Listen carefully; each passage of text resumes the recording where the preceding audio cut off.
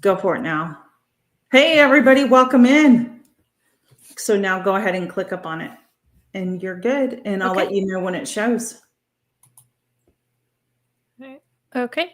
It's going through. And should be streaming now. Now you have a little paper clip with a check mark on it. Yes, paper clip and a check mark. Yep, you're good. Okay. So now you're over there. Yep. Hey, everybody. Hey, Jamie. Hi. Hey, Teresa. We have some guests. Some of you may remember Heather from our Quilted Homestead. And today, Heather, do you want to introduce who you have with you? This is my sister, Rachel. Hi. She was in my most recent video, but she's always in the background of the videos. And I'm usually filming. So she's the other half of the channel behind the scenes. Awesome. That's awesome. Welcome, Rachel. It's good to have you back, Heather. It's nice to be back. This is fun. I always enjoy chatting with you, Tina. I know, same here. I always enjoy, and I haven't kept up with texting or anything. You know, sometimes when you're on social media, it's the last thing you want to do, right? Is I should call your mom. Say hi, Mom. Say, hey, Ruth Ann, how's it going? We'll wait for a couple more people to come in, and before we get into the topic of Thanksgiving and Thanksgiving on the homestead. Thanks, Jamie. Oh, that looks like Mom in the comments. She'll be our moderator. Thank you so much. Good to have you here, Ruth Ann, too. Hope you're doing well. Oh, you're fine. You can come in all the time, anytime you want, right, girls? Oh, yeah. Jamie says hi, Heather and Rachel. So yeah, so I'll recap on here what we were talking about. So, and Jamie's another one too, because she had to stop filming for a while. So YouTube changed, and now they say you can have like 500 subscribers. There's two different levels now of monetization. There's 3,000 watch hours. That's your first level. And then there's 4,000 watch hours, which then the 4,000 is like you're completely fully monetized, but you do have to keep up your watch hours year after year, or you will lose your monetization. So keep that in mind if that's your goal, if that's what you're working towards, you know, or unless you're just putting out content to be encouraging and for you to reflect back on. That's mostly our reason. We watch one of our favorite vlog channels is Janine. Is she call herself the Mennonite Mom? Yes. Her name is Janine. Yeah, I love her. You know her channel? Yeah. She did a video talking about why she does her channel, and it really just like spoke to my heart because she was talking about making memories for her kids and having those preserved somewhere that is easy to access. Exactly. So it's mostly about saving the memories and teaching others and helping others and just, you know, getting homesteading out there. Yeah. Yeah. We have Heather and Rachel today from our Quilted Homestead. Heather has been here with her mom, Ruth Ann. I don't know if anybody there has got to see that live, but you can check that out on my channel. But they have a YouTube channel. I think they're now over 350 subscribers. Is that right? Yes, I haven't checked, but I think last I checked it was like 355 or somewhere like that. That's awesome. Yeah. So if you are new to them, I would suggest to go after our chat, go over and give them some love and watch some of their videos because they are too working on their channel as sisters and everything. Mm-hmm. Oh, good. We need to chat, Ruth Ann. I'm chatting with your mom in the chat. Yeah. Hi, Mom. And then, hey, tell us, treasures. Yep. That's my sister, Rachel, and she has a candle business that was inspired by her dog, Tella, that passed away on Christmas.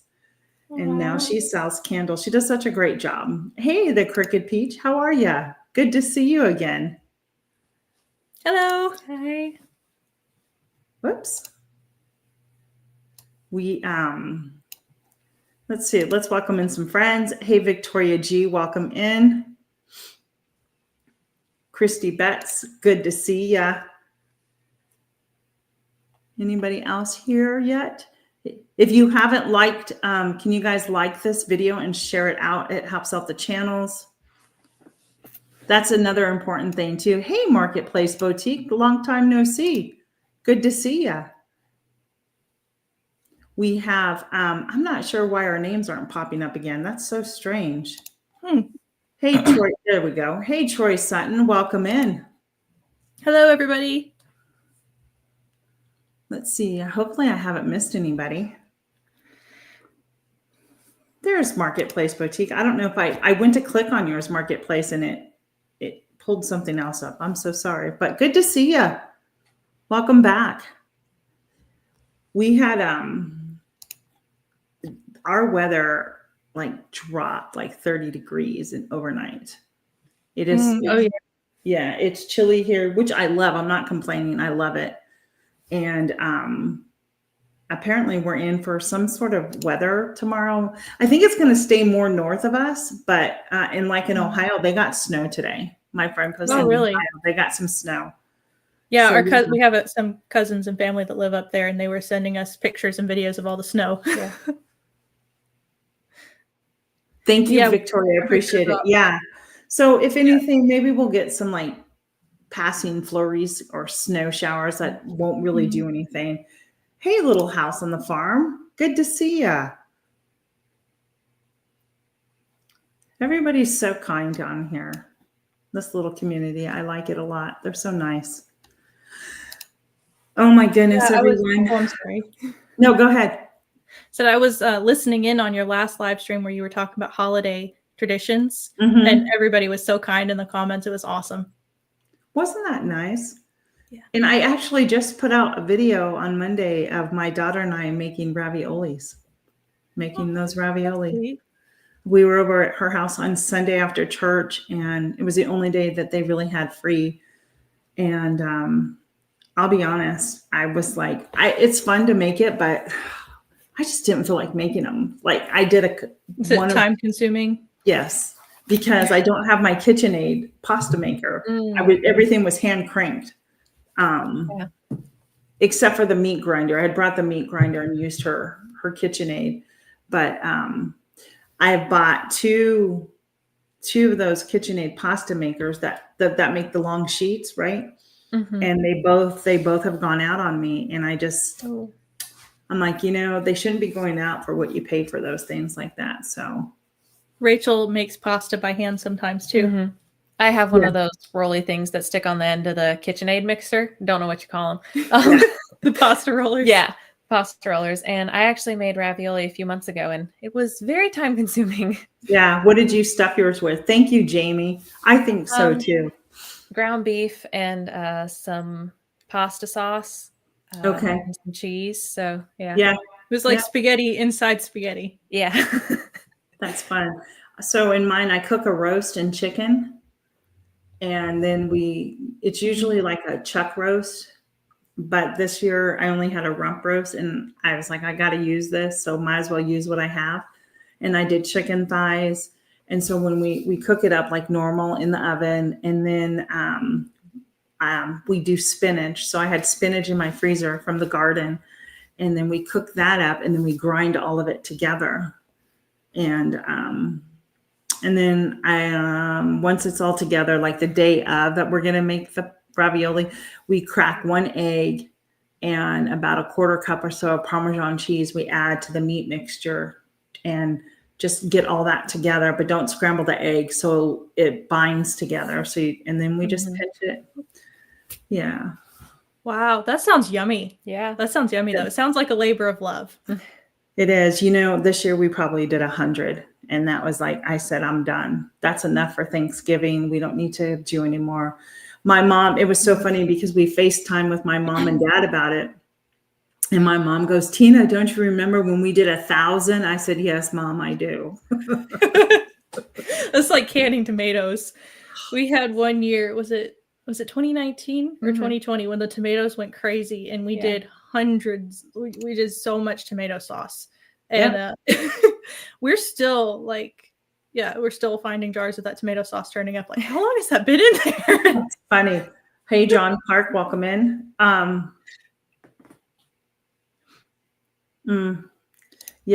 We I still have tomatoes in my freezer to process, What's that say?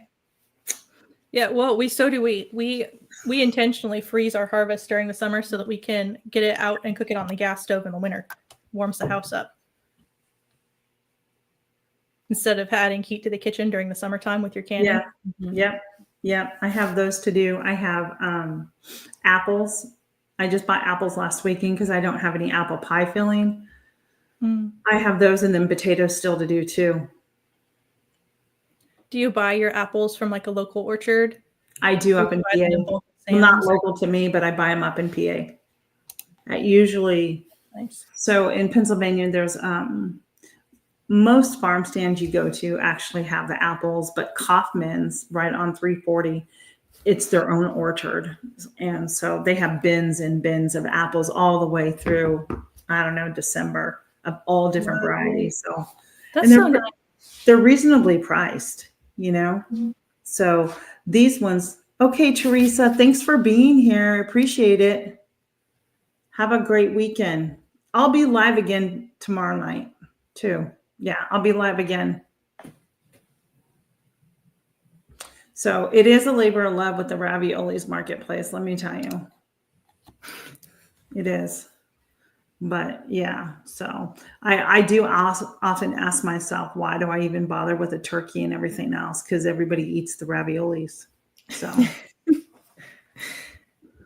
yeah. Anyhow, so guys, we are going to continue our conversation. From last week, we were talking about Thanksgiving and traditions, and this time we're going to be talking about just some little fun, like Thanksgiving on the homestead, and just some little fun facts about Thanksgiving and that. So yeah, it's going to be fun. First, let's start with this question. Who has to go to the grocery store to buy stuff for Thanksgiving dinner? If you're cooking or if you're taking something, have you gone to the grocery store yet? Yeah.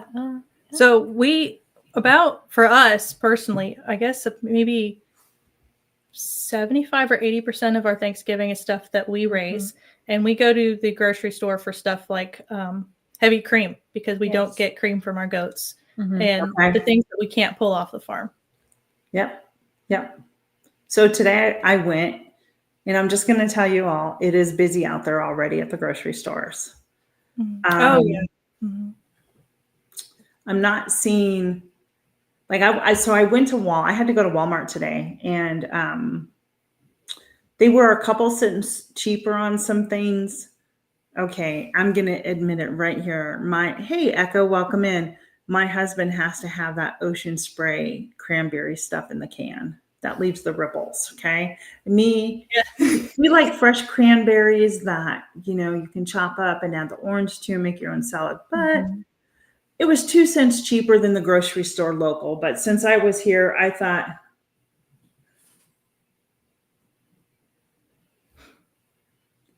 yes, okay. That was a lady I was telling you about. She had her procedure. She ended up having to stay the night in the hospital, but she's home now. But yeah, so I would suggest friends to just go to the store and buy your stuff because it's busy, and I don't like to be around all those people.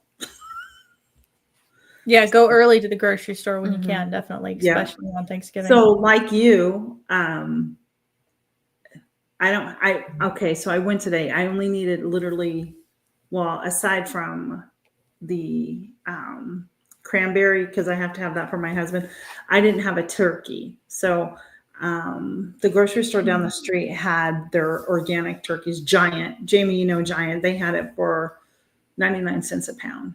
It wasn't it's only a 12-pound, turkey, because there's only going to be 5 of us here. And mostly everybody will eat the ravioli versus the turkey. So that's what I did. I went and got that. But like you, from whether I grew it or I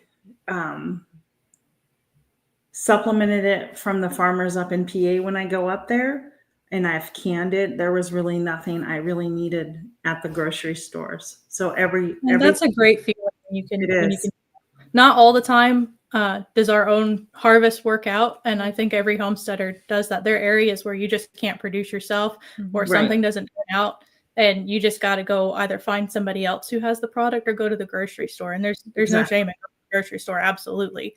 For me, it's mostly, I think we shared a bit about my health testimony on our last live. And the chemical additives and preservatives that are in the food in the grocery store. And of course, everybody's talking about RFK and Joel Salatin right now with the recent changes in government. But the kind of stuff that they're talking about is the reason why I grow my own food. So so we're not doing a turkey this year. We have some heritage breed chickens that are set for a date with the freezer this Saturday. And that'll be our Thanksgiving dinner.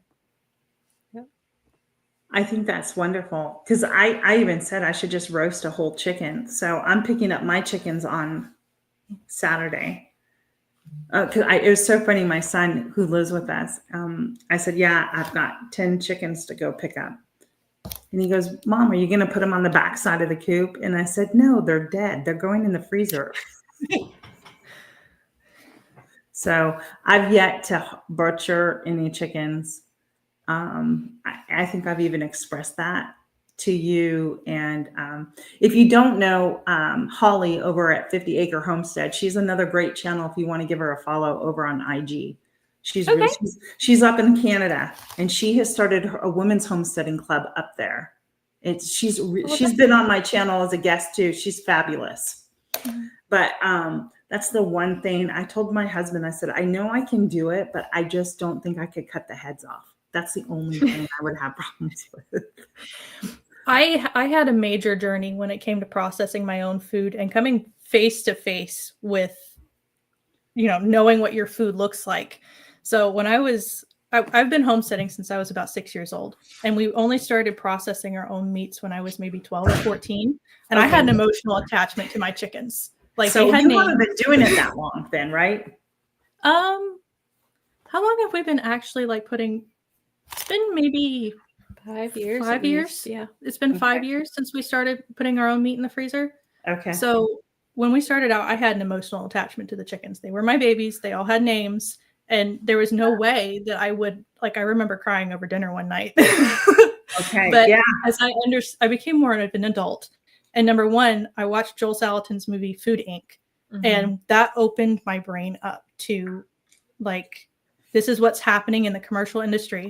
This is what that process looks like. And it's not kind and it's not friendly. And the friendliest thing that I can do to make sure that my family has food on the table and that everything is done humanely is to do it myself, to make sure that my chickens are on grass. They are well cared for. They are loved. And that's important to me, that the animal is raised in a kind manner.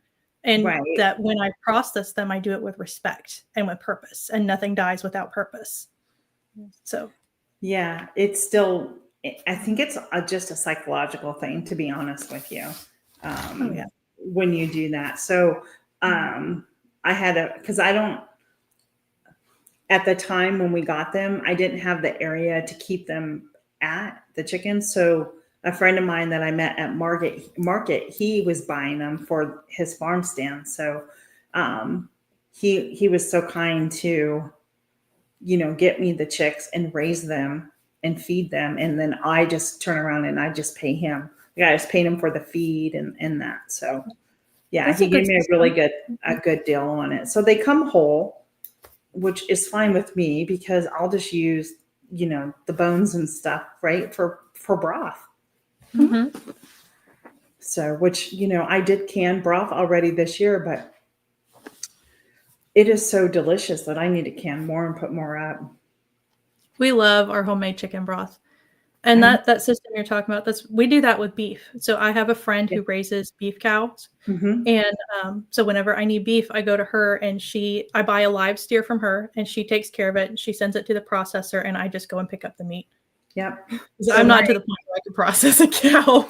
No. So my friend too, she has, local, it's grass fed, but they grain finish it.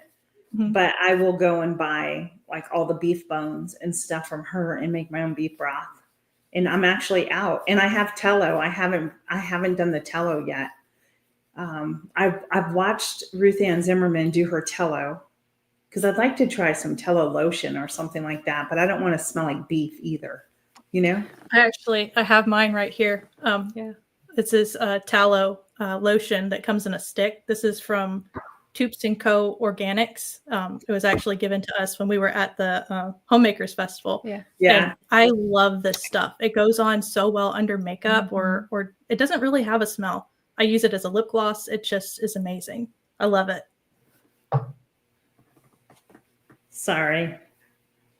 Somebody was messaging me that they're a big animal lover, and so it's hard for them to listen to how we're talking about the animals and stuff like that. And that's okay. I understand that. You know, I never had that mindset in me either until I started studying, learning, and understanding more where, you know, the food comes from, especially the food if you go to the grocery store, right? So, but let's move on. Let's they're like, no worries. This one here says, I'm sorry, I'm looking at the comments. Yeah, John go Clark ahead. Says, I don't make chicken jokes. All of mine are foul. That's funny. That's so funny. Let's see.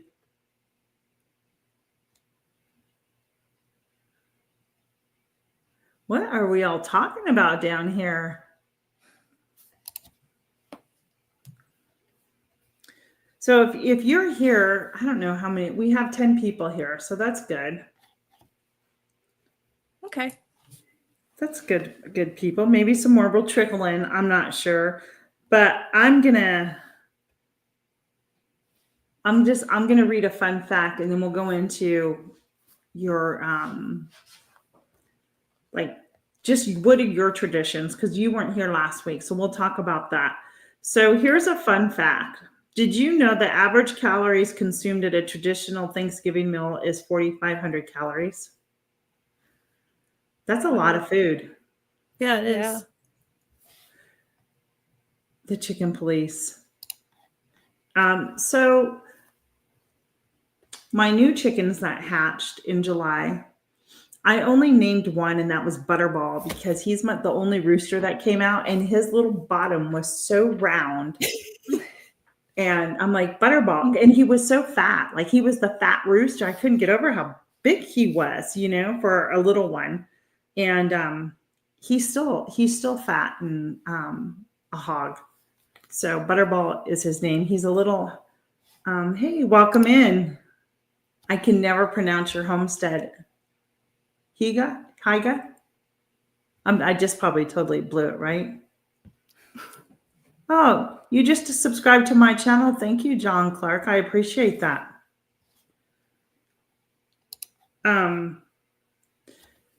I named, well, I have a top hat, and I named her Sassy, and she literally does talk. But my, hey, Templing Acres, welcome in. But my granddaughter named the other two, and she calls one Rainbow, which I'm not sure why, because it's black and white. It's an Americana. And then the other one is so big, I always called her Big Mama. But now the chickens, I don't name the chickens because, yeah. I had a rooster named Turkey Lurkey because he was huge. Well, my rooster, my one rooster out there right now with the girls, his name is Gaston. And so if you've ever seen the movie, Gaston. Yeah. Did you? Yeah. We sing to him from Beauty and the Beast. Yeah. Yeah. Ours was a little Polish chicken. We don't know how it got into the batch we ordered, but they sent us a Polish chick. And they have really fluffy heads when they grow up. So we named him Gaston. He was just the king of the farm. He had an attitude. Yep. So my, now this may become a trigger warning for some. My Polish chicken, I named him Stonewall. And he did his job. He was not the friendliest of roosters, but he was okay with me because I had to put him in his place. But when he got, sadly, I had an attack on my whole entire flock. and he protected his girls because it showed with all the feathers that were inside. And I was just like, it took me a minute to like process what had happened in the coop area. And then when I looked around and I realized that he wasn't there, that was that's so sad. Yeah. And so the last three, Rainbow, Big Mama, and Sassy and him, they were all from the same place. They all came together. And when that happened, I had to move the chickens out and move them inside for a while so we could figure out, what was getting in and where they were getting in from. So that's the hardest part of homesteading is when things like that happen that are outside of your control. Yeah, it is. And whenever I go out there, I still look all the way around, like what's not secure, because I need to make sure. Yeah. All right, here's one more. It says the first Thanksgiving was held in the autumn of 1621 and included 50 pilgrims and 50 pilgrims and 90, I don't know how to say the Indians' name, Wampango Indians, and it lasted 3 days. Historians believe that 5 women were present, as many women settlers didn't survive that difficult first year in the U.S. There you go. Those are 2 little fun facts. I have a whole list of them. Don't get me wrong, but those are the first 2 I wanted to share. Okay. We also know. So yeah. So what will be on your Thanksgiving table this year? Well, we have a menu right here. Awesome. So we've been working on our little menu on our note card. So we have the organic chicken, green bean casserole. Everything we make, we can't use cream of soups. So we make our own bases and everything. Yeah.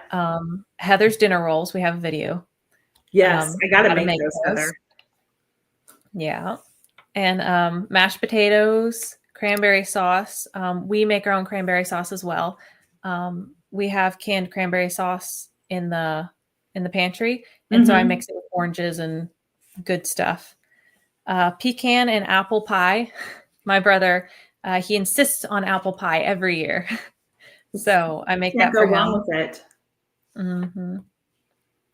it. A cheese ball. Have you ever heard of that before? I have. Yes, I have. Yeah, so that's fun. Heather likes those. Yeah. And then I think you're going to make it. Yeah. So it's like cream cheese. Ours has like cream cheese and onions and bell peppers. And then we roll it in nuts. And then we have crackers with it. Yeah. Okay. It sounds delicious. Except for the nuts. Oh, you don't like nuts? I love nuts, just not on my food or in my food. I'm one of those weird types. So yeah. Sounds delicious. What else are you going to have? Anything else? I think that's it. Because we cook everything from scratch and organic, a lot of the big elaborate stuff can be too difficult to do. We might pre-bake those, but sometimes we just, don't really work on really big stuff. We just work on getting a nice Thanksgiving dinner and then having time over for a movie or a board game or something. And yeah. And it goes back to, it makes me think of the way we do things. It makes me more thankful because I think of the pilgrims who just came over, and I imagine what it must have been like for them, like talk about off-grid homesteading, right? Yeah. They came over on a boat and they're all sick getting off the boat, and they're trying to scratch out a life in this like barren land that is the new world, right?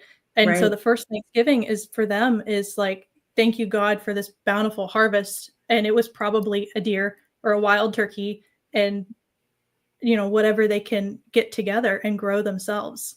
So it makes me feel more connected to the original intent of Thanksgiving. Yeah, absolutely. And I also think too, for me personally, your mom says pineapple in the cheese ball too. Thanks, Mom. One of the things for me, like when we celebrate Thanksgiving, because now like where I live and how I now preserve my food and I try to grow some and supplement it, it just has a deeper meaning now come Thanksgiving. I understand the harvest and feel more connected in a sense, right?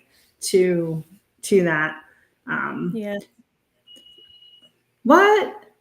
Troy Sutton, it's snowing in southern West Virginia. Wow. Oh, wow. Maybe it will hit here soon. I don't know. But that's kind of where like I now look, because I can. Okay, so the roast was sourced from a farmer here. The chicken was sourced from a farm in Ohio. That's Gerber chicken. I don't know if you know Gerber chicken. They're out of Ohio. I think they're a Mennonite or Amish farm. It's all organic, natural stuff. Although they can't call it organic because of labeling and stuff. It's excellent chicken. So we'll have like the ravioli, the potatoes. It depends on if we're going to have mashed potatoes. I had talked about doing roasted potatoes, just something completely different than the mashed potatoes and gravy. I always I like to add one new dish to our dinner table. But that kind of got shot down really fast. So I don't know. We'll do the potatoes that were grew on my friend's farm. So I'll use those. The cranberries, I did not grow them, but they're organic. The green beans I have in my freezer that I preserved. The turkey, as I said, I just bought. I want to try your dinner rolls. Okay. I want to try that recipe. Easy. We actually made a pizza from that same dough last night. It took about 20 minutes to mix up and put in the oven. Yep. Yeah, I really want to. And that's what I'm snacking on over here. I have dinner rolls over here that I'm hiding off camera. Yum, that sounds good.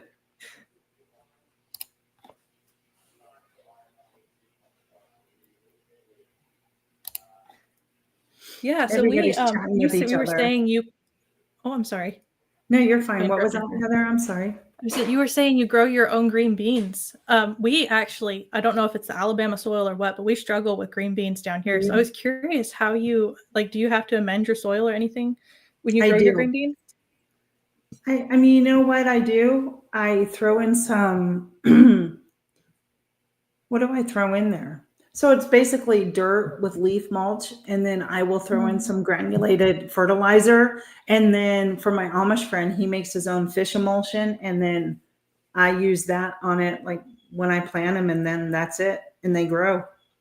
Wow, that's fantastic. That's good. Yeah. Ours always turn out a bit stunted, so we get tiny little green beans and nothing to can. Is it the weather?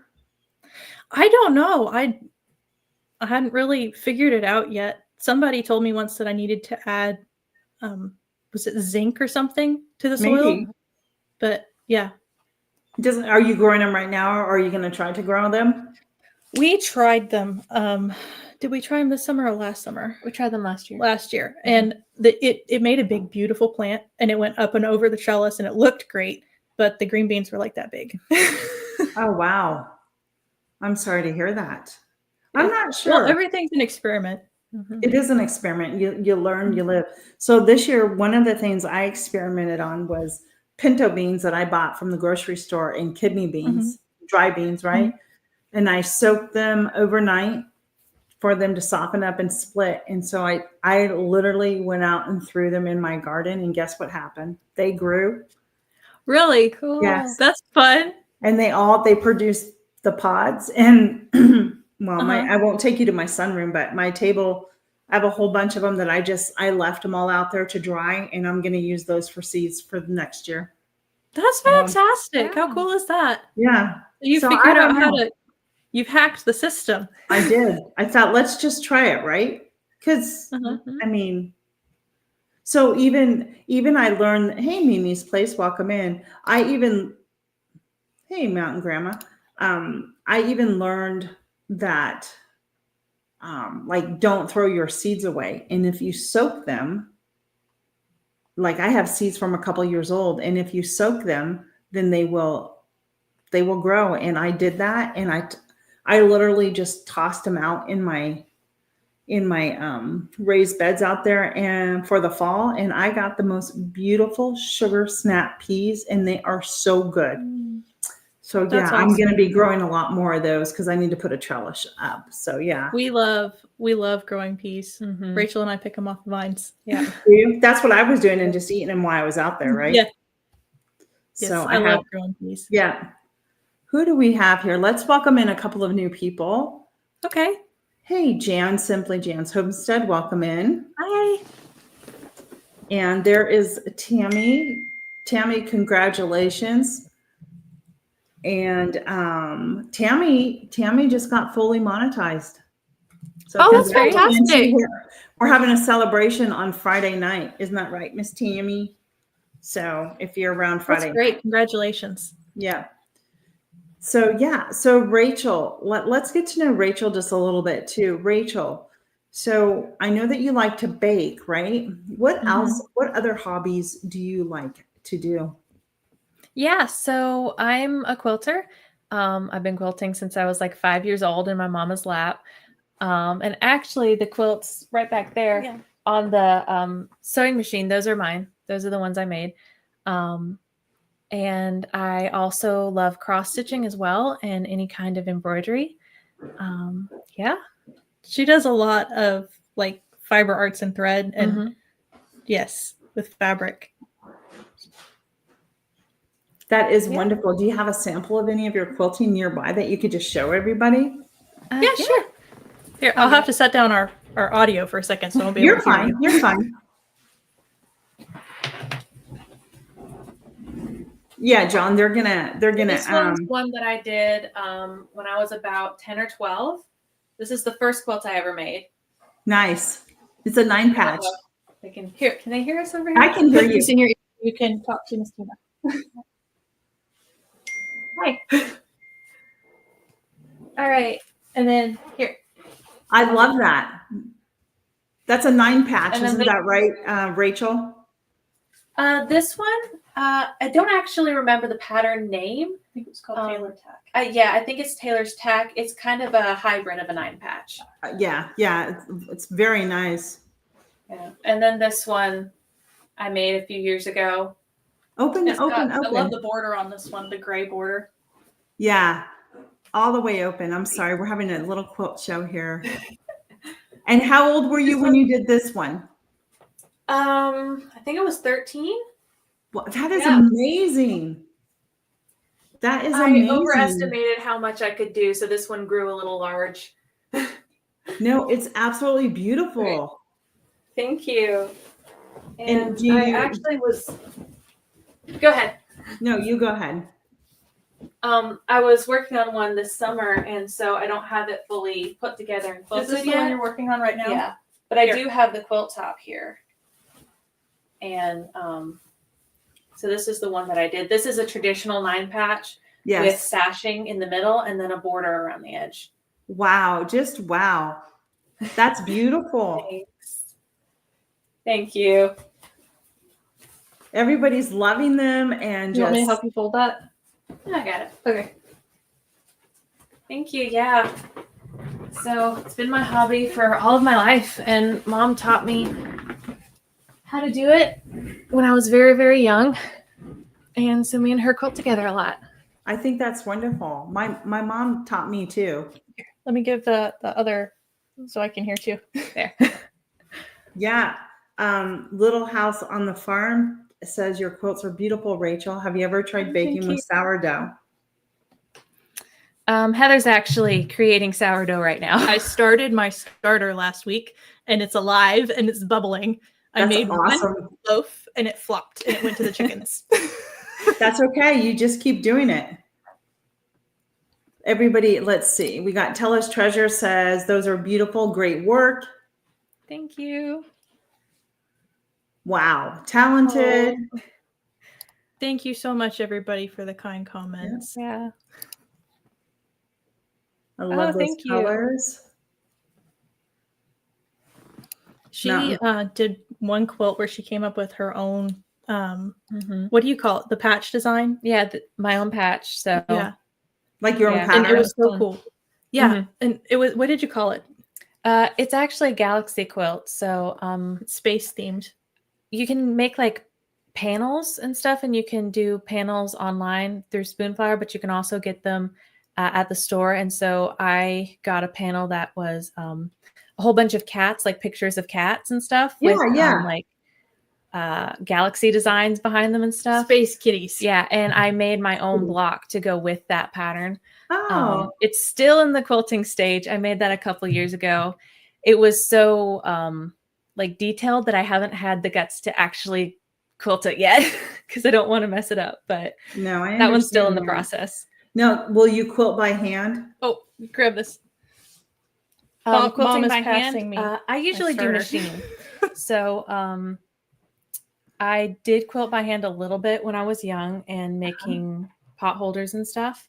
Okay. So I quilt by hand that way. But for the bigger quilts, I just find it easier to do machine. We have a mid-arm back there. And so that has made the process a lot easier. See it. That's awesome. Yeah. That's so awesome. Let's see. Yeah, here's a question for you. Do you enter any of your quilts into shows? I did once, the Coleman County Fair. I actually won first place. She did. Oh, congratulations. That's awesome. That was the Taylor Tack quilt won first. Yeah. That's I was awesome. Young though. I haven't entered them in shows in a while, but I'm hoping to get back into it soon. Yeah, you do really great work. That's awesome. Thank you. Beautiful. I really appreciate you taking the time and sharing them with us. Yeah. That's so great. Yeah, our mom is an avid needleworker and quilter and knitter and you name it. And even though, you know, I've dabbled in it and I know how to do it to a point, it's not something that I picked up and just went with it. Do you know what I mean? I'd rather be in the kitchen type of person. Our mom's handing me stuff. Our backstage lady. I also I appreciate that, Ruth Ann. This one too. Oh, look at that. Thank you, Mom. This is the Ohio Star. We have family in Ohio, and that one got first place too. So. I love that. Congratulations. I actually came across, it's so funny. I came across a quilt that I started and I opened it up at this blocks. And I was like, wow, Tina, you were doing a really good job. Why did I stop? You know? Yeah. But you know what's really strange is the pattern book that I got it from. I don't know what happened to the pattern. I don't know what happened to it. I can't find it. So yeah, I know, right, Christy? Not surprised you won first place. Oh, thank you. Y'all are so kind. So Little House on the Farm has asked, they said, oh, where'd it go? Where'd it go? It disappeared. Okay, cool. Heather, how old are you? I'm 18. My name is Katie. Hi, Katie. I'm 25, and Rachel, you turned 19 in February? Yes, I turned 19 in a couple months, so. That's awesome. You guys are right there in age, so that's really great. Yeah. Yeah, so I call her my big little sister because she looks older than me. I look like the younger sibling, but yeah, I'm 6 or 7 years older. Yeah, she was my baby doll. That's funny because a lot of people think my sister is the younger one and I'm the older one. I think it's a thing with older sisters. The older sister always gets mistaken for the youngest, I think. I don't know why. I don't know either. And your Ruth Ann says, yes, you should continue. Perhaps I will. Thanks, Mom. Absolutely. I think so too. So let me see that starter. Let me see your starter. Oh, yeah.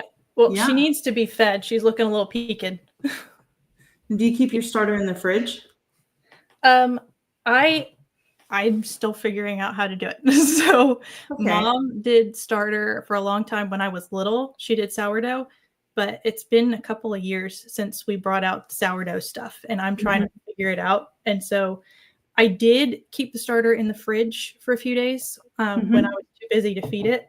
And I got it out yesterday morning and fed it. And I need to feed it again today because I'm trying to build up enough starter to make a bigger loaf. And we're going to follow Mom's old recipe. Okay. See how it goes. So you're going to do actual hard crust round sourdough loaf or a soft sandwich bread? I think the first one is probably, I don't really remember much about how Mom used to do her sourdough. I think hers was a soft, like a sandwich bread. But I want to learn how to do the pretty Instagram loaves. Wow. It's really not that hard to make like a sourdough round sandwich bread. So with my soft sandwich bread, I use anywhere between a half to 3/4 cup of my starter, a teaspoon of salt, 2 tablespoons of honey, and about maybe a half a cup of water. I always start with less, and then about 3 to 3.5 cups of flour. And now I just know like the texture when I pull on it, how it should look and feel. So okay. And yeah. I think my problem with the last loaf that I did that went to the chickens, I think I didn't use enough starter. I think I probably should have used, because I was thinking smaller amounts, and I think I probably should have used a lot more starter. A lot more. And it didn't rise right. That's okay. You just learn, right? You learn from that. One of the things, I have a couple of starters inside my refrigerator right now. One of the things I want to look at your mom's comment. You failed, yay! That's a thing in our family. Failure is a beautiful thing. It is. All the ways not to do something. That's what Mom always has told us since we were kids. If something didn't turn out right, she says, "Yay, you failed!" Yep. Do it again, right? Yeah. Yeah. That's so funny because I remember probably a year or so ago, Ruth Ann Zimmerman on her Instagram account said something, and I said, "Yeah," I said, mine failed. I killed it. She goes, "So start again." I was like, you're right. So yeah. I did. I went to Amazon and got a dehydrator starter, but that taught me some things, right? And then I ended up now dehydrate my own starter, and then I sell it, and it works because I've tested it. So that's how far I've come in my journey.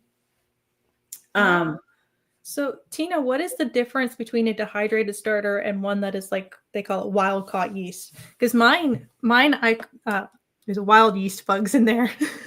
So I caught mine off, just followed the flour and water and let it sit, and it bubbled. So how does it differ when you use a prepackaged starter? So the dehydrated ones, you have to bring it back to life. It's already been fermented before, and now you're feeding it to bring it back to life.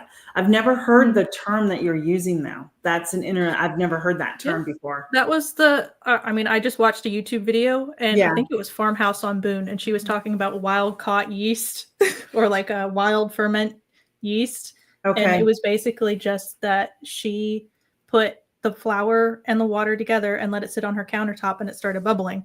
And so I just followed her video, and that's what happened here. And she needs to be fed. She's not very bubbly, but she did bubble like up to here. Yeah. Are you saving your discard? So I'm trying to do the no discard method and use the discard for different projects and stuff. So I haven't had to discard yet because I've only had this going maybe a week and a half. Okay. 2 weeks-ish. Nice. I don't know. She's probably a better person to know what that term is. I really don't know what it is. But I had bought my starter on Amazon from the San Francisco Bread Company, and it was just this little dehydrated piece like that. And you, pardon me, and you start with like a tablespoon one day, mix it up, let it sit for a couple hours, then come back to it. So it was just, So my starter that I dehydrated, it's in pieces or it's in chunks. It's however you want to do it, break it up. But once you start reactivating again, it's going to come back to life, right? Hey, yeah, that makes sense. Home life. Yeah. Hello. We just had a little mini quilt show. Rachel is Heather's sister. Wave, Rachel. Can you wave to the crowd? That's Rachel. Yep. And she is a quilter, and she does beautiful work. So if you don't know who they are, go over, please, and show them some love over on their channel. If you're on IG, follow them over on IG too. Oh, and thank you, Tina. Yeah. Well, John thank Clark you. Says, oh, I'm sorry. No, go ahead. I just saw this comment. John Clark says, FAIL is an acronym, first attempt in learning. I like that. I like that. Yes. Yeah, there is, right? They actually, Azure Standard has a gluten-free sourdough starter, dehydrated one too. And so does the San Francisco sourdough company on Amazon. And I was very, very tempted to purchase that. I have 2 recipes to start a sourdough starter using the 1-to-1 flour from Bob's Red Mill, the 1-to-1 gluten-free. And I killed it the first 2 days. So oh no. it was not coming out right. And I don't think I was focused. I had too much going on in my kitchen. So I said, I need to come back to this when I can just really just focus on this and nothing else. Yeah. I did discover very, very quickly that it's like having another pet. It is. You have to tend to it all the time, right? Mm-hmm.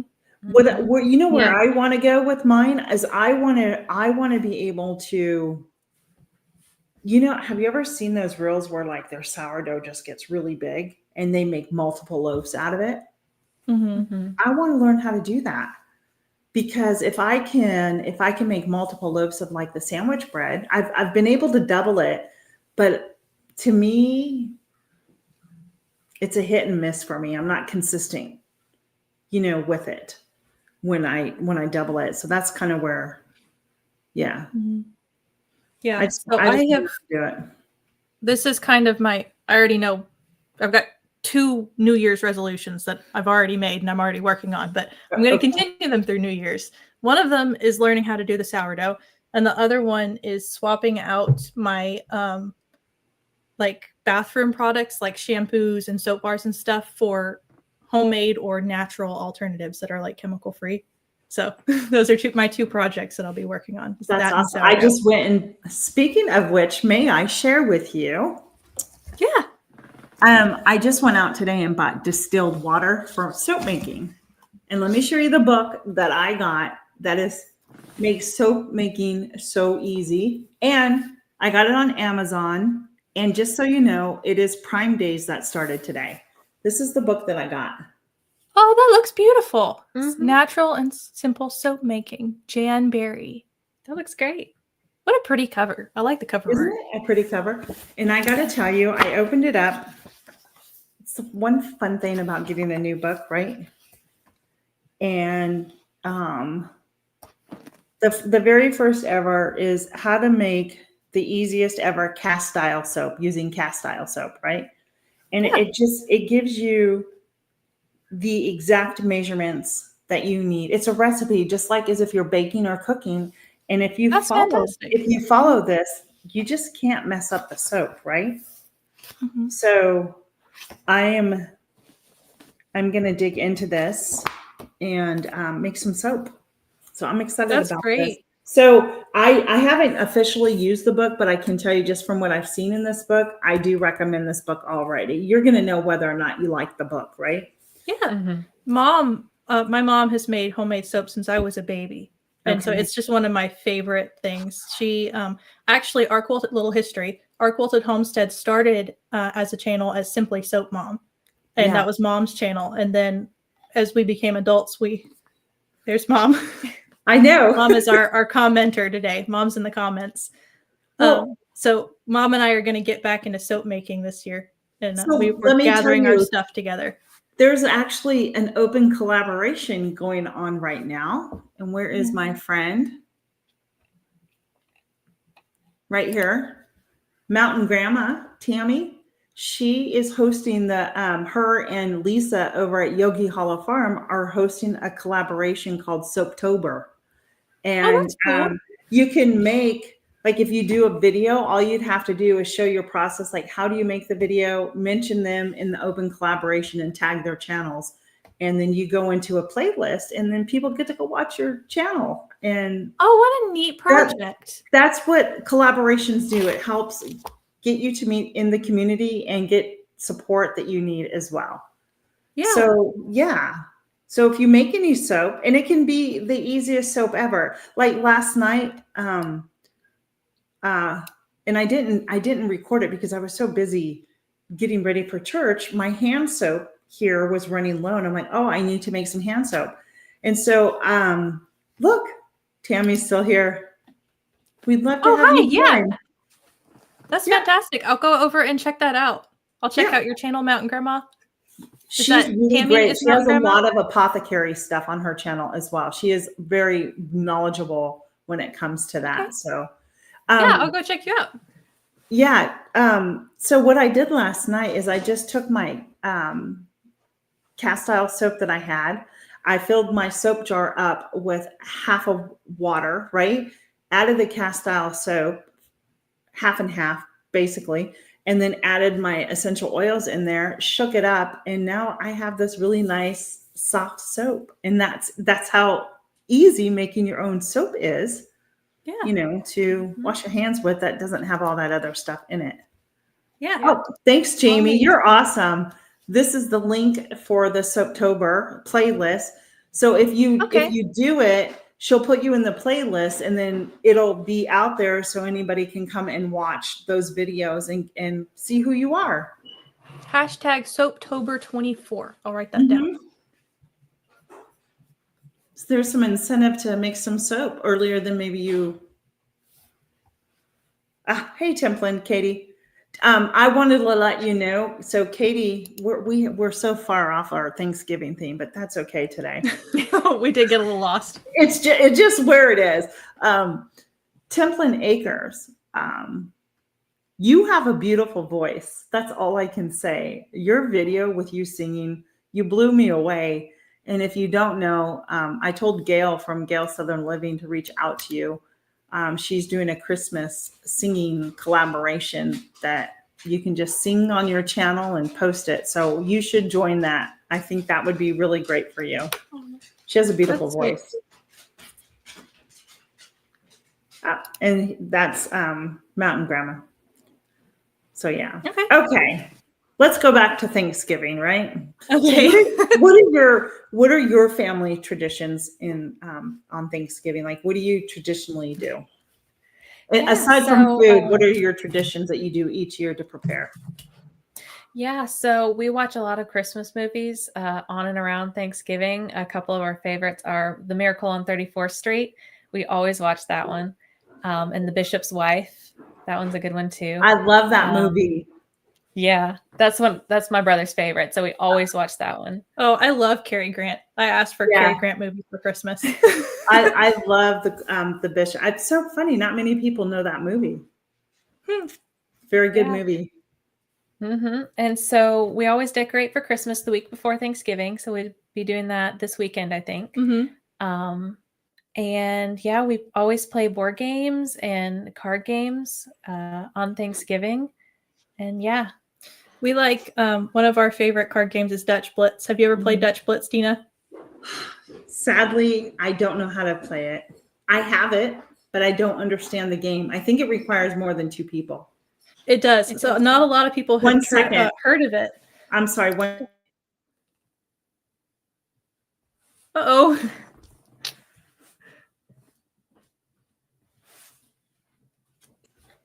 Everything okay?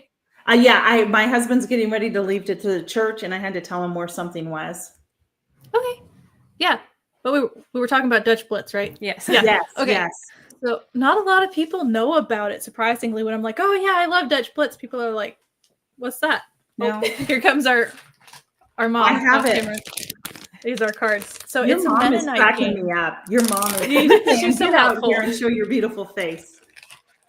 But these are the cards. It's a Mennonite game, and they have boys and girls, and so you have to sort them out into the individual pot. It's kind of like solitaire, but with lots of players, and it can get aggressive. So if you've ever played Dutch Blitz with the Mennonites, they know what they're doing, and it gets competitive.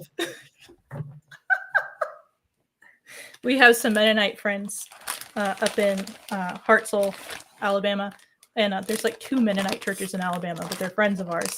And so one of my Mennonite friends, Kayla, she says she'll get to playing the cards real fast, and then you'll block her off with a move, and she'll go, "Good Pete." There she comes. Hey. Good to see you. Yes, Dutch Blitz gets violent. Can you hear it, Mom? Oh, you've got it going on your phone. Yes. Oh, that's cool. No, boy, that would be just a fun game for all of us to play. It is a lot of fun. It's good friendship builder. It's a good like icebreaker when you have a lot of people around and they don't know what to talk about and they're feeling kind of awkward. Bring out the Dutch Blitz and everybody gets to be friendly here in a minute.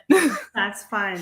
That's fun. It is that time of year where you tend to gather around more and play games and, and watch movies, the Christmas movies and that. Last year we had our friends here from Texas and my daughter and son-in-law were here and they brought over this game called Beat This. Have you ever played Beat This? No. Wow. I had no idea, but it was hilarious. What it is it's a game of different challenges and you can you do it by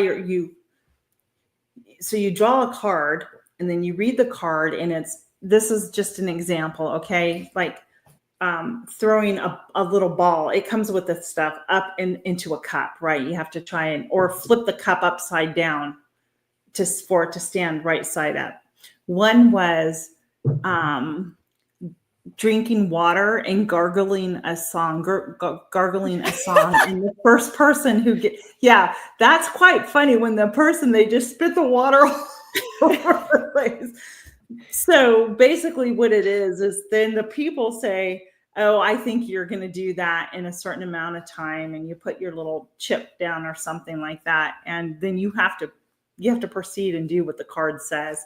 Sometimes there are different things of standing up and they're just acting out whatever it is. It is quite funny. That sounds like a lot of fun. Are you leaving too? Bye, you're gonna have the house to yourself. But my son's leaving, my husband's leaving, and you get a quiet house. I do. Yeah. The dogs are here. Hey, Breezy Crochet, welcome in.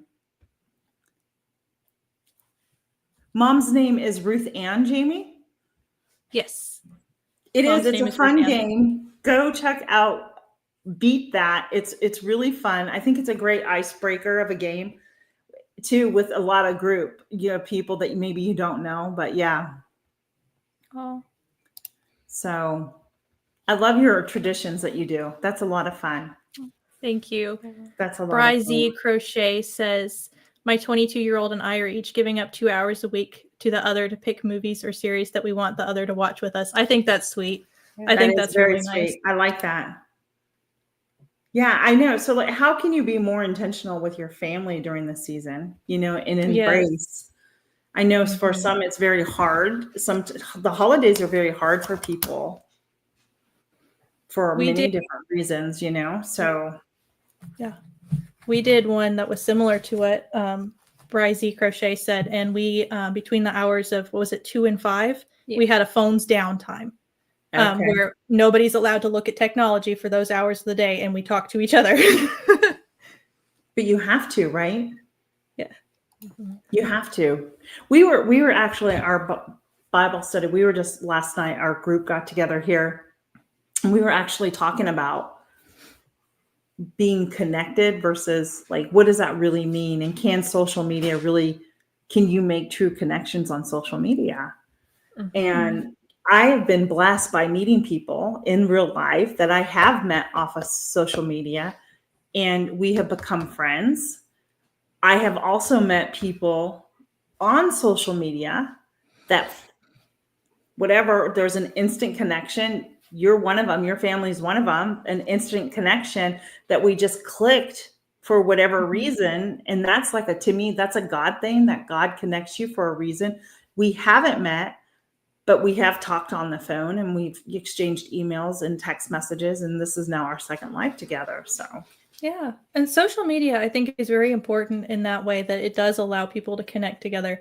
But there is another side to it. And that is, I know personally some people, usually in my age group, who think that social media is the connection.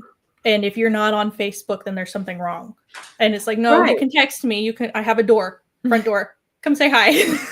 Right. Or call me instead of text. You know what I mean? So it's like, and I go back to one day I was in the grocery store and an older lady, and I don't want to call her too old because I don't know how old, was there. And the cashier was probably maybe Rachel, your age. She was in between, I think, you and Heather's age. And the lady was just like, you have got to greet the customers and thank them. And sadly, we have a generation that doesn't know how to communicate because we're on this all the time. And we think Snapchatting is a way of communication, right? Yeah. So, and that's why it's fun for us to hang out with the Mennonites, because the Mennonites don't have any of that. And so it's nice. It's refreshing to hang out with kids in our age group who also, because we were homeschooled and we got social skills like in real life settings. So we went to the grocery store with mom and we talked to the cashier and learned how to have an interaction. Because it's important. You have to learn how to interact. And I'm sure you had other homeschool groups that you gathered with. You know, people think they're all secluded. They're not. There's groups out there where the kids go and they have PE classes. They go do field trips together. They have to learn, like, social skills. My first job at 16 was a tour guide. So yes, social skills are huge important, and social media, it can be both a blessing for making those long-term relationships and a curse for the younger generation, especially who grows up in that. Especially because when you're on social media, and a lot of times if you're in a traditional classroom, you're around your age group and, you know, following your age group a lot. And for me, it was very beneficial to have relationships outside of my age group, you know, to be friends with people who were 80 years old and who were 5 years old. And I think that really helped me with my relationship skills as well, instead of just following the people who were my age. I totally agree. And it's funny that you should even say that. So Saturday I was up in Pennsylvania with my Amish friends. Now these are two sisters, right? And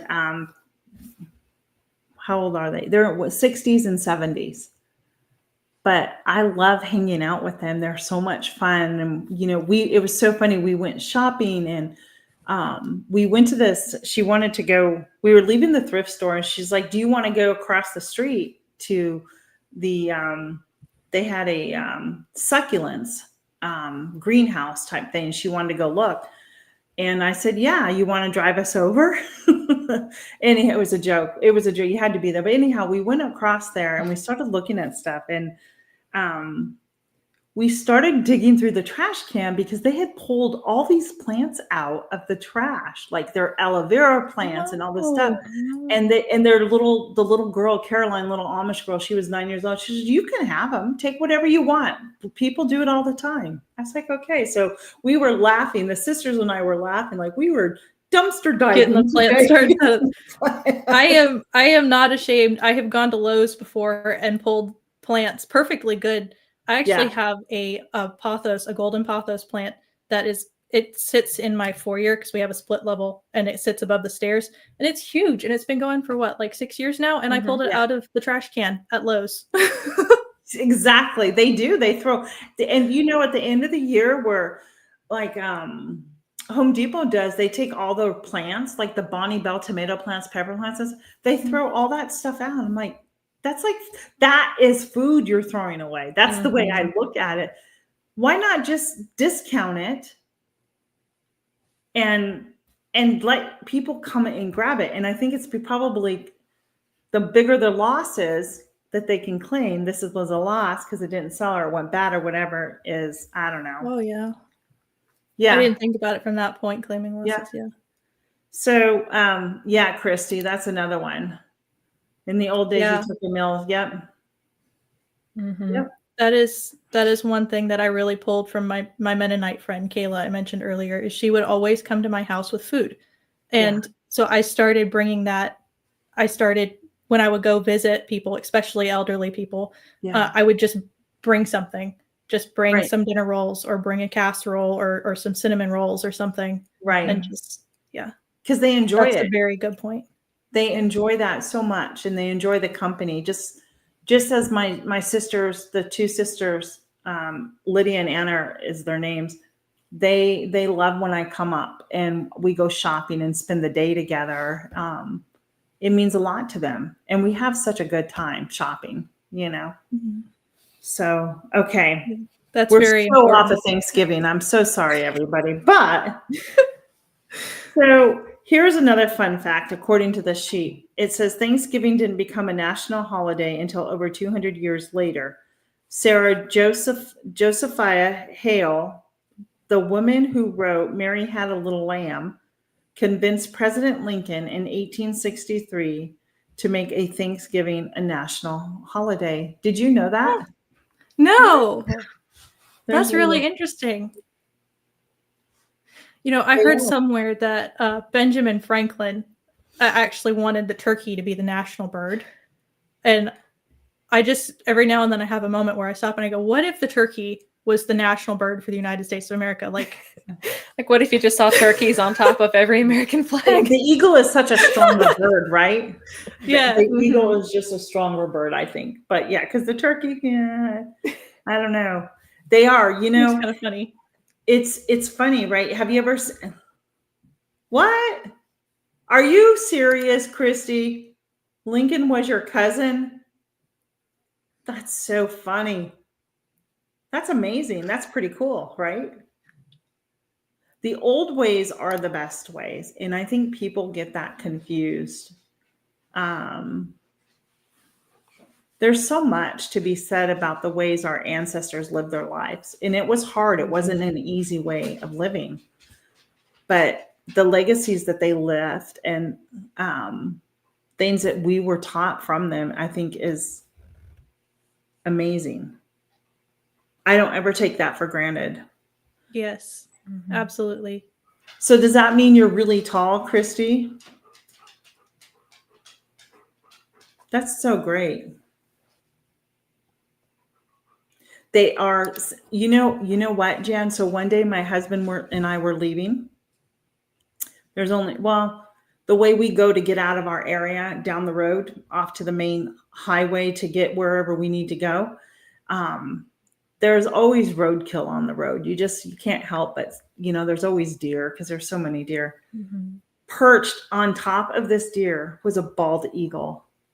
And it was just, and I was just, oh my God, my husband just, he people think I'm crazy when I see a bald eagle because they're out there, but you don't see a lot of them, And I know they're around our area because there's nests and everything around here.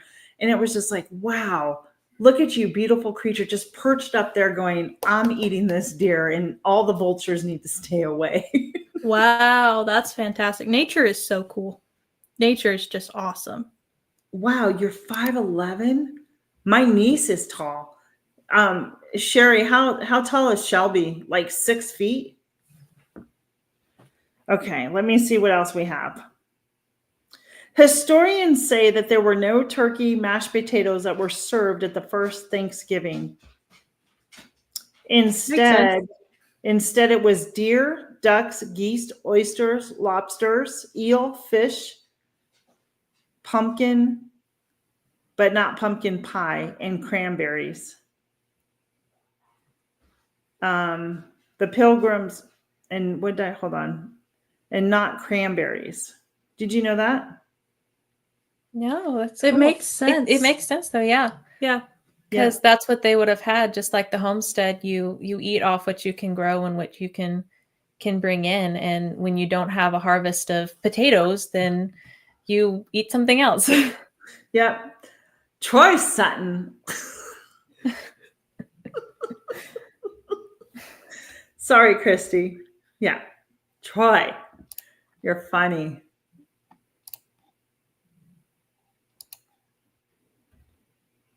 No, oh my goodness. My boys are like 6'5", and they're not like straight skinny. They're like bulk. Well, I was 5'8", and my husband was like 6 feet. So my daughter, on the other hand, got the short gene in the family, to be honest with you. I got the short gene in my family. So she's the oldest, but also the shortest. I am the oldest and the shortest. Yeah, I'm 5'6". So that's a good height, I think. Yeah. So Rachel's taller than me. Everybody else in my family is taller than me. My dad, I got the short gene from my dad. Yeah. Yes, that's right. John Clark. So you want to hear another fun fact, or do you have anything else you want to share about Thanksgiving on the homestead or anything? Yeah. So I I'll just go back to what I said earlier, and that is when I'm thinking about like that last one that you said, how they had deer and fish and whatever they could gather, it just makes you more thankful for what you have. And when you grow something off of your homestead like that, you have that connection to your food, and like it's like, oh, I know this green bean, I picked this one, this is the really long one that exactly right. Or oh, look at this tomato that I pulled out of the freezer to can, and this is the really weird lumpy one that I took a picture of for Instagram, or and then it makes you feel so much more thankful, not only for the food but for your family and for the people who helped you grow it. Like right. We shared last time that our dad passed away a few years ago. It was 3 years ago, and last fall, when we were getting ready for holidays, we pulled out a can of tomato soup for something that we were making, and it had Dad's handwriting on the top because it was within the good date. And we just realized, wow, Dad canned that for us. Like Dad did that, and it just brought back so much thankfulness that is the way that we live, and that is the way we do things. Yeah. Yep. Yeah. It's interesting, how that, to be thankful, right? There's so many things to be thankful for.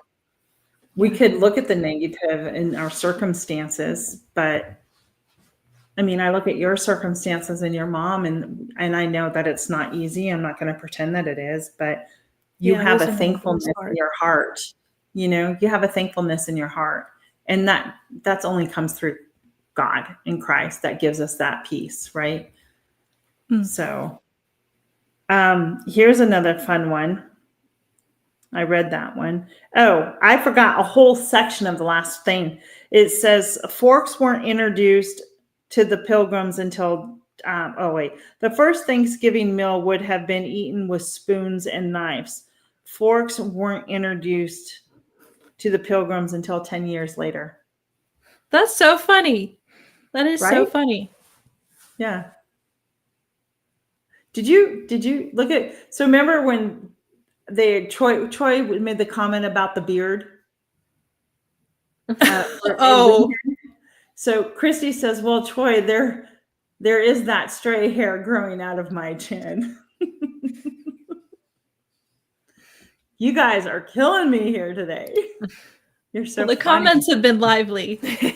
They have chopsticks. I don't know why your mom said chopsticks. I'm lost now in the conversation. Chopsticks. For the talking about is that what you're referring to? Yeah, we were talking about forks and spoons and knives. Yeah. I thought that was interesting, right? It is interesting. It says we can let's start again. We can thank Thanksgiving for the first TV dinners. In 1953, Swanson's had 260 tons of extra turkey, and a salesman told them they should package it into aluminum trays with other sides like sweet potatoes. And the first TV dinner was born. That's interesting. But I bet you, now we never ate TV dinners ever growing up. That was not something my mom, dad ever, never. Yeah, neither did we. I'm just saying never. And it's not a bad thing, okay? But it's not something that I was even raised on. It was like, if as a kid you would want it, right? Because it was fun. It looked like fun food. But there was like, no, mom always cooked every year, or had my sister and I prepare things, because mom worked after we went to school. She worked, during the day. And so when we came home from school, we would have to, do certain things to help prepare for supper. We weren't allowed to turn on the stove. So it was basically, if it was a salad, you need to wash and make the salad, that type of stuff, if that makes sense. But my point is I'm wondering how good the food was back then compared to what it is now and what they put in it. Like the quality of stuff that you buy at the supermarket. Yeah. So like if the first TV dinner came out in 1953, was it as pure as anything and they froze it? Did they add anything? I just wondering, like, did they add anything extra in it? I remember hearing that the first actual supermarket as we know them today didn't open until like 1920, almost 1930, 1920 something, almost 1930. And I would have to Google that to be sure, but it makes sense with when you think about history and the history of food production. Supermarkets are a relatively new thing, like within the last 100 years. So there would have been a lot more smaller market stands, like produce stands and butcher, your butcher, your baker, and your candlestick maker. And it wasn't until within the last 100 years that they all got wrapped into one conglomerate organization. Yeah. It's interesting, huh? And then that's what makes the mom and pop stores so hard to be successful anymore, unless you live in that rural community. And my store was like that mom and pop store. I was a small business and I ordered good stuff and I had good stuff. And it was a place the kids in the neighborhood would walk down to after school because it was safe. And the parents knew, like, I got to know the parents are like, now you call us if there's a problem, I'm like, no. I'll put them to work if they stick around here long enough. Which I actually did. The neighborhood boys, they would come around. And when I remember one year, I'm like, yeah, you guys can help me weed the planters around the shop. They need to be weeded and I'll pay you. And so I paid them and we had a pizza lunch, and then I ordered pizza from them because I was so thankful that they were there to help me. Oh, that's nice. Yeah, we had fun. And the parents were so thankful. And I'm like, hey, they're fine. I was a school teacher. I know how to handle these kids, especially the boys. Like, it's all good. Here's one. It says each year the president, and I think he even said something about this, the U.S. pardons a turkey and spares it from being eaten. The first turkey pardon was done, a ceremony started by President Truman in 1947. That is cool. Yeah. I like little history trivia. Yeah. My husband's a big history person, Heather. So it's kind of after 35 years, it's kind of rubbed off on me. I'll be honest. I'm a history buff too. I know. Rachel, do you like history or? I do. Do you ever research any of your quilt patterns and find out the history of those patterns, how they became? Oh yes. So down here, I don't know if, oh dear, what's the name of it? G's Bend Quilters. We have what's called the G's Bend Quilters down here, and they were kind of teaching about the Underground Railroad, and I think they may have actually, their grandparents were a part of the Underground Railroad. Okay. Sorry. You're fine. So a lot of our quilt patterns come from that time era. And they actually used to use quilt patterns to mark what houses were safe and what houses weren't. So I think that's really cool. So they would sew a specific quilt block into a quilt that they would hang on the line. And if that quilt block was hanging on the wash line and the enslaved people saw it, they would know that's a safe place to go for shelter. Yes. And so interesting. I did not know that. Yeah. And so when we were young and studying the Civil War era, that's kind of how Mom taught me all the Civil War stuff because I was into quilting, and that's kind of how homeschool goes. There's a lot of history in quilts. Yeah. And Amish quilts, the same thing. They have patterns that they use historically and they still use today. I'm more of I like history textiles. So looking at history through the clothing and stuff like that. And that's honestly how I can remember the time periods is I look at it and go, oh, they were wearing that during this time period. She'll be watching a movie and be like, that is not how they dressed in 1869. Yeah, exactly. Right. I can agree with you than that. I never thought of it that way. So you just taught me something new today, Rachel. Thank you. And my quilt that I've actually started is a Civil War quilt. And I think it's, it could be The Road to the Civil War, if that's the name of it. But it was a nice quilting book, and it gives you the history behind it. And I was working, I think it involved the states because I was working, I think it was on the Ohio Star is the one that I was putting together at that time. And I don't know if they still have the quilt show, but every June there was a fabulous quilt show. And this is when I was into quilting, and my mom was here one year, and we had gone and we came across this vendor. She had the most beautiful replica Civil War fabric. And I think I don't know. I think we bought 1 or 2 of each fat quarter that this lady had, and we just pulled them. I mean, it was such a good price. Like, we just pulled them. It was fun. Mm-hmm. I like Yeah, that. me and I like mom that. have been. Yeah, me and mom have been collecting Civil War prints. We actually have fabric right now that's red, white, and blue Civil War prints. Yeah. And so we've been thinking about doing a American flag quilt. Oh, I'd love to see that. That would be pretty. I have them all up in my sewing room where they're tucked away nice and neat, still rolled with the tape around it. Yeah.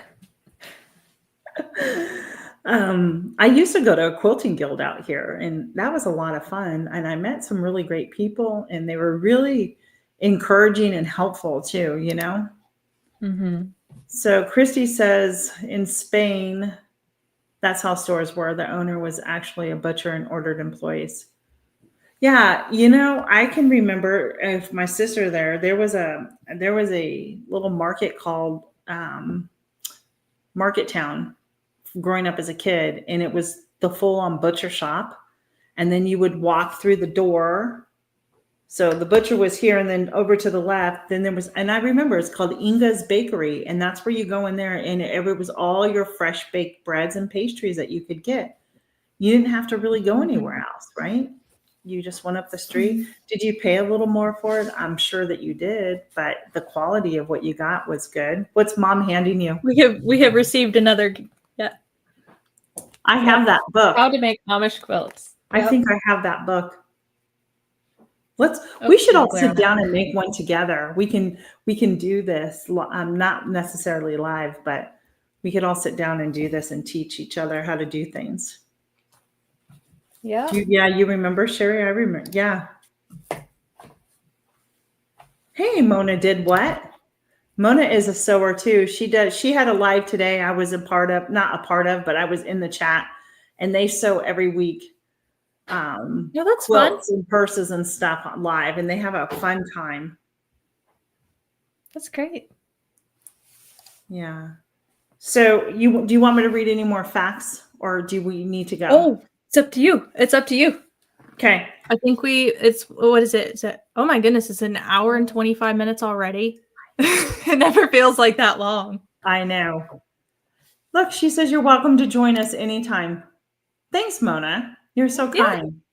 We'll check out your channel. Thank you. Yeah. So here we'll run through these really quick if you have time. Do you have time? Okay, yeah. Okay. It says each year, I already read that. Let's move on. I'm reading it off my phone. So it says President Abraham Lincoln is the one who makes Thanksgiving to be on the 4th Thursday in November. Did you know that? So he's the one. No. So Abraham Lincoln decided that we were going to celebrate Thanksgiving on the 4th Thursday of the month. And that's what we do every year. Okay. That's interesting. Did you know that a wild turkey can run 20 miles per hour when they are scared, but not domesticated turkeys? If you've ever chased a chicken, you know that to be true. Yes, I have. I have chased many of chickens in my day. They can't get far though. That's what's so funny. They think they can, but they are fast little ones. And maybe this was Benjamin Franklin wanted the turkey to be the national bird. Oh, cool. Not the eagle. So it was on there. So yay to you, Heather, for knowing that bit of history and telling us already. Bit of trivia. Great. Did you know that Americans eat 46 million turkeys each Thanksgiving? 46. Wow. That seems like an astronomical number. Doesn't it? Like, I don't even know if I can imagine that many turkeys. Yeah. Yeah, I don't know either. I mean, because it's not like in any of the other countries, celebrate Thanksgiving like we do, right? Yeah. Yeah. 46 million. But I guess with all the people, the restaurants, buffets and stuff like that, that's a lot. That's a lot of turkey. Yeah, that's a lot. Mm-hmm. Okay, here's a history one for you, Heather. The heaviest turkey on record. You want to take a guess? What it weighed? 30 pounds. 50? 86 pounds. And that's in the Guinness Book of World Records. No way. That's huge. Wow. What, I can't even imagine bird that over big. 80 pounds? 86 pounds. How unhealthy for that poor bird. Yeah. It probably couldn't even get up and walk, right? Yeah. I'm thinking about, like the joint health and stuff. I wonder what kind of a cross it was. I don't know. It's in the Guinness Book of World Record. Wow. They say the average turkey for Thanksgiving weighs about 15 pounds. I have a 12-pounder. Wow. Campbell's Soup created green bean casserole for an annual cookbook 50 years ago. It now sells kind of 20 million. Oh, it's now wells. Huh? It now wells. I think that's a typo on there. It should say sells for $20. I don't know. I cut part of it off. 20 million worth of cream of mushroom soup. I'm sorry, we have a guest. This is Luke. Hi, Luke. He likes to get up in the middle of That's okay. Whatever we're doing. Well, we can put him down. You're fine. I'll show you. Here, let me show you something. Well, let me go back over here first. The famous song Jingle Bells was actually written for Thanksgiving, not for Christmas. Now, I don't know if that's to be true. I feel like Jingle Bells is really old. Yeah. We're going to have to find out some more information about Jingle Bells. Well, this isn't true anymore. At least I don't think that I don't know. I never go out on Black Friday. They say it's often the busiest day for retails, but did you know that it is also the busiest day of the year for plumbers too?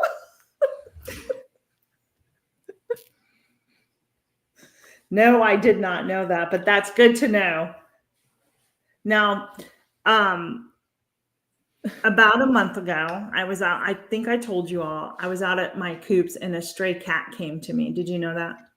No. Did I tell you that? Yes. And so I was like, kitty, kitty. And I'm not a cat person. For those who do know me, I'm not the biggest cat person. I'm a dog person. And I didn't pay any mind to the cat because I figured it's just probably over here wandering around somewhere, right? So it disappeared and then it came back. And it did that two or three times. And I was like, oh my gosh, this cat is a stray cat. It was so hungry. It just meowed, meow, meow, meow, meow. So I ran into my house. Anyhow, long story short, the cat is now our cat. His name is Oliver. Oh, I love that. That was one of my favorite movies growing up as a kid was Oliver and Company with the orange cat. Yeah. I don't know if that's where you based the name. But well, I feel bad for the cat because it is cold, but he sleeps inside our shed. Today we brought him in the house. He was terrified to be in this house and wanted right back outside. I'm like, okay, then he just needs to go out. I don't want him in the house because he needs to get fixed. He needs to get neutered. Oh yeah. So I just not going to go down that road. But yeah, cats pick their people. Tell me about it. Yes. I just saw that at the same time. Yeah. They do. We've gone out, we've bought this cat its own bed, and we keep, because it hangs out on our deck a lot. We've put the bed out there, but the cat is paranoid of the bed. It's so scared of the bed. And I've tried to put him in there and he runs away. And so before we got on our live, my husband's like, oh, he's in his bed. I'm like, no, because it's cold outside.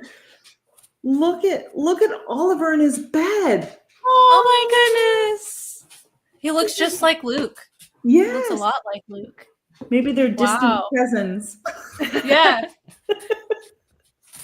But yeah, that's how we ended up with Luke. Is his mama was a stray, and she gave birth at our house, and we ended up adopting all of them. Yeah. So we have 3. We have Luke, Lily, and Leia. Aw. Okay, Willow, you need to back up, puppy. Stop. My son's dog is here. But so We're yeah. having dog. So he is out there, and it will be bedtime for him soon. I'll feed him and put him to bed. But it's just like I feel bad for him because he's out there. But what do you do? Yeah, some cats are like that though. Some cats exactly. they've lived out in the wild for so long, that's just what they know. I don't, to be honest, I don't think he's that old. I don't think he's that old, and I don't know where he came from. So, hi. It looks like somebody like peeking through the theater curtain, like, oh, who's out there? That like was your mom, right? Yeah, this mom. She's trying to get Willow to leave me alone. Willow thinks that she has to be attached to me at the hip. So the whole time we've been on our live stream, she's been whimpering in her room trying to get out. So she finally got in. And that's okay. Do you have any other things you want to talk about for Thanksgiving or about Thanksgiving on your homestead? Well, a lot of our Thanksgiving has to do with putting our own food up, and it becomes a real harvest celebration of just what we were able to grow in that year. And honestly, a lot of it has to do with the processing of the chickens and the processing of the meat. So next year I'm going to try turkeys, but because that hasn't happened yet. But yeah, I know some people get uncomfortable with talking about meat processing, so I don't want to make anybody uncomfortable. That's okay. I've been really thinking about, what we were talking about, the historic Thanksgiving and what that looks like compared to today's Thanksgiving. Right. And I'd just like to encourage everybody to really think about what they're thankful for and the good things that have happened this year, because this year's been crazy, with the elections and everything and, overseas tensions. And I think it's just good to kind of take a step back and be like, things are still okay. Like, what are we thankful for? What good things happened, Mm-hmm. And I really totally agree with you. But it's also keeping that thankfulness in our heart year round, right? Not just that one day, and those memes, right? We see it all the time, right? We're thankful one day and then we're out, stampeding people in the lines for a toy because it's a popular toy for kids. Mm-hmm. But I totally agree with you. I think we have to keep our hearts and being thankful for what we have and how it was provided and given to us, because God's in control of all of that. And it's funny because when I think about my garden this year, so my goal this year was to grow a lot of hot peppers and different peppers so I can make hot sauce this year. And it's so funny. Oh, thanks, Mona. It's funny because pretty much my garden did really bad, but my hot peppers all did really well. And I was just like, God knew what I wanted. And I feel like, oh, thank you, Lord, for that provision, because that was my goal this year, was to get those hot peppers, to make. And now they're all in my freezer waiting for me to find recipes to make, hot sauce. So, yes. So, but yeah, I think just Thanksgiving. Being very, very thankful for what we have and keeping that in our heart year round, not just for one day, is really important too. Yes, absolutely, Tina. Absolutely. Yeah. And I know that it's hard too. There's time. I mean, we've all have been through things, right? And in our trials, we don't understand things when bad stuff comes our way. But we just always be thankful, because God is always truly there. That is one thing I know in my own personal life, because I didn't always walk with Christ until I was 40 years old. So I know what I know, and I know he's always been there showing me and giving me grace and mercy every single day. And I'm so thankful for that. So, yes. Is there anything else? Does anybody have? So go to our Quilted Homestead. They talked about their traditions of their Thanksgiving, and I love it. I can't wait to see your house decorated. and see how you do Maybe that. we can do a video when we get the Christmas stuff up, and we'll at least post a short, definitely. Yeah, absolutely. And I hope you guys enjoyed this. We kind of were all over the place in our. Oh, thanks, Mona. Mona did what? Subbed over there to you. Oh, thank you. Thank you. Our chat kind of took us all over the place. It's kind of fun when that happens. It was fun. Yeah, there's a lot to talk about. Well, there's always so much to talk about. We don't talk regularly, right? But even then. And the comments had some great input too. Yeah. I loved it. Jamie, thank you so much. I really appreciate all your work out there that you did moderating. Yeah, moderating. That wasn't coming out right. Moderating the channel. And it's good. Can you tell it's getting darker in here? Yeah. It's 4:45, but it's really dark outside with clouds and everything. But yeah.